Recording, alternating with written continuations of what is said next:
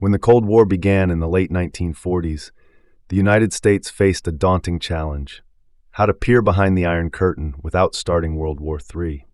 Traditional intelligence methods, spies on the ground, defectors, or intercepted radio signals, could only reveal so much. What America truly needed was the ability to look deep inside the Soviet Union and see its nuclear and military buildup with its own eyes. The solution came not in a satellite, those were still years away, but in a strange, slender aircraft that would fly higher than any fighter or missile of its time. That aircraft was the Lockheed U-2, also known as the Dragon Lady.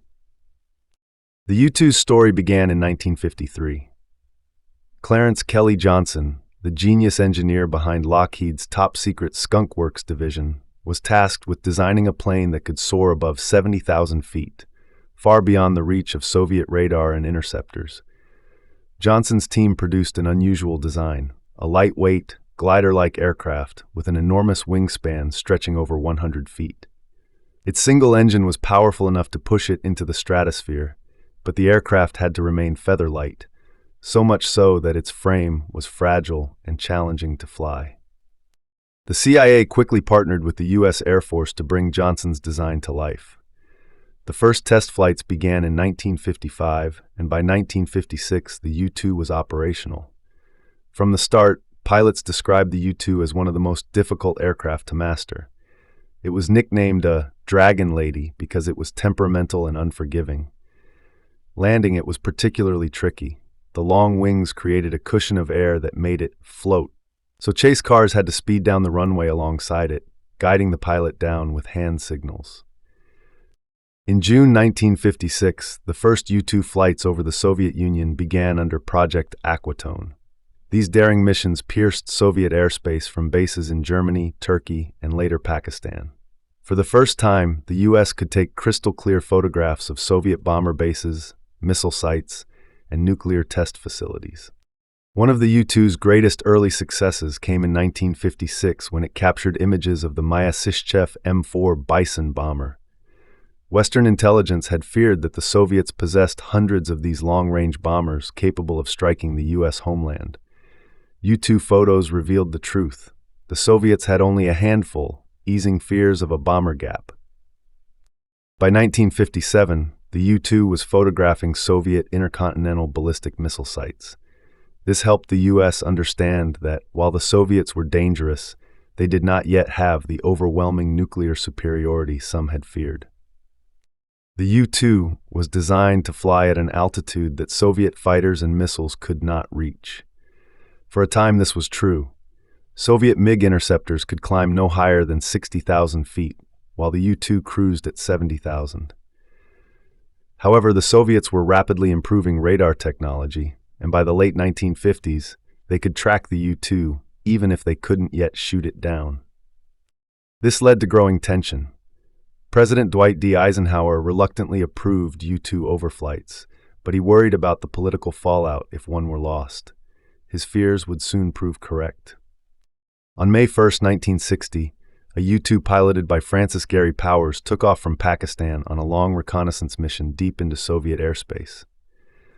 The Soviets had been tracking U-2 flights for years, and this time they were ready. Near Sverdlovsk, a Soviet SA-2 guideline surface-to-air missile struck Powers' aircraft. Though the missile didn't obliterate the U-2, the shockwave tore it apart. Powers bailed out and was captured alive. The incident was a massive embarrassment for the United States. Washington first claimed it was a weather research aircraft that had strayed off course. But Soviet Premier Nikita Khrushchev revealed that Powers was alive and had confessed, along with the intact wreckage of the U-2.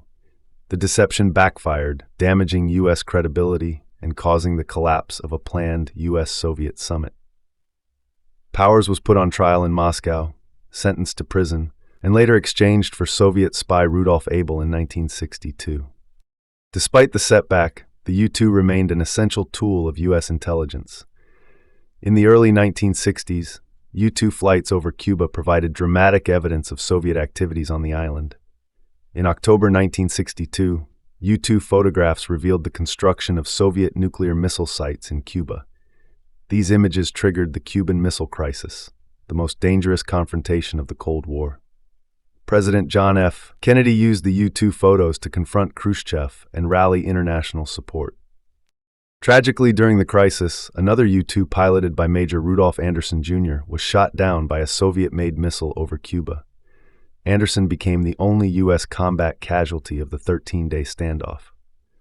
The U-2 also flew missions over China, North Korea, and the Middle East. In fact, during the 1967 Six-Day War, U-2 flights helped track the movement of Arab and Israeli forces. By the late 1960s, satellites such as the Corona program began to take over much of the strategic reconnaissance role. Still, the U-2 was upgraded with better cameras, electronic sensors, and improved engines, keeping it relevant. In Vietnam, U-2s monitored supply routes and missile sites.